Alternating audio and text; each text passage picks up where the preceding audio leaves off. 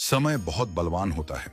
वह शिखंडी से भीष्म को मात दिला सकता है, कर्ण के रथ को फंसा सकता है, द्रौपदी का चीर हरण करा सकता है।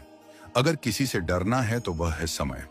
महाभारत में एक प्रसंग आता है जब धर्मराज युधिष्ठिर ने विराट के दरबार में पहुंचकर कहा, हे राजन, मैं व्याघ्रपाद गोत्र में उत्पन्न हुआ हूं तथा मेरा नाम कंक है। मैं धूत विद्या में निपुण हूं। आपके पास आपकी सेवा करने की कामना लेकर उपस्थित हुआ हूं। जुआ यानी वह खेल जिसमें धर्मराज अपना सर्वस्व हार बैठे थे, कंक बनकर वही खेल वह राजा विराट को सिखाने लगे। जिस बाहुबली के लिए रसोइये दिन रात भोजन परोसते रहते थे, वह भीम बल्लभ का भेष धारण कर स्वयं रसोइया बन गया। नकुल और सहदेव पशुओं की देखरेख करने लगे। दासियों से घिरी रहने वाली महारानी द्रौपदी स्वयं एक दासी सैरिंद्री बन गई और वह धनुर्धर, उस युग का सबसे आकर्षक युवक, वह महाबली योद्धा, वह द्रोण का सबसे प्रिय शिष्य, वह पुरुष जिसके धनुष की प्रत्यंचा पर बाण चढ़ते ही युद्ध का निर्णय हो जाता था, वह अर्जुन एक नपुंसक बन गया। युधिष्ठिर राजा विराट का अपमान सहते रहे। पौरुष के प्रतीक अर्जुन एक नपुंसक सा व्यवहार करते रहे। नकुल और सहदेव पशुओं की देखरेख करते रहे। भीम रसोई में पकवान पकाते रहे और द्रौपदी एक दासी की तरह महारानी की सेवा करती रही। पांडवों के लिए वह अज्ञातवास नहीं था। अज्ञातवास का वह काल उनके लिए अपने परिवार के प्रति अपने समर्पण की पराकाष्ठा थी। वह जिस रूप में रहे, जो अपमान सहते रहे, जिस कठिन दौर से गुजरे, उसके पीछे उनका कोई व्यक्तिगत स्वार्थ नहीं था।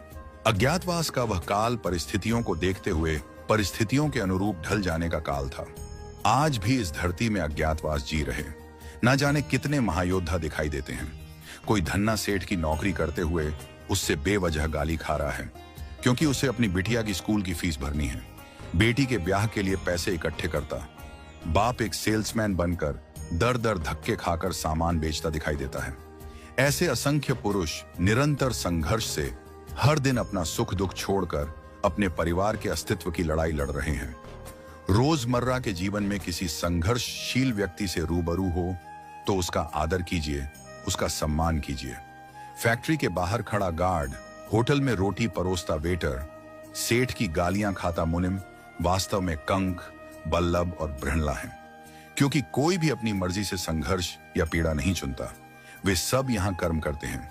वे अज्ञातवास जी रहे हैं, परंतु वह अपमान के भागी नहीं है। वह प्रशंसा के पात्र हैं। यह उनकी हिम्मत है, उनकी ताकत है, उनका समर्पण है कि विपरीत परिस्थितियों में भी वह डटे हुए हैं। वह कमजोर नहीं हैं। उनके हालात कमजोर हैं, उनका वक्त कमजोर है। याद रहे कि अज्ञातवास के बाद बृहणला जब पुनः अर्जुन के रूप में आए तो कौरवों का नाश कर दिया। पुनः अपना यश, अपनी कीर्ति सारे विश्व में फैला दी।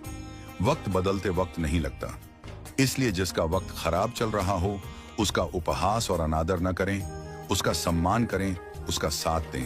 क्योंकि एक दिन संघर्षशील, कर्मठ, ईमानदारी से प्रयास करने वालों का अज्ञातवास अवश्य समाप्त होगा।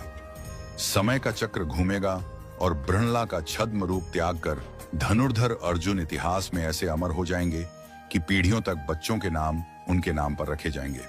इतिहास बृहणला को भूल जाएगा, इतिहास अर्जुन को याद रखेगा। हर संघर्षशील, लग्नशील और कर्मठ व्यक्ति में बृहणला को मत देखिए, कंक को मत देखिए, बल्लभ को मत देखिए। हर संघर्षशील व्यक्ति में धनुर्धर अर्जुन को देखिए, धर्मराज युधिष्ठिर और महाबली भीम को देखिए। यही नियति है, यही समय का चक्र है, यही महाभारत की भी सीख है।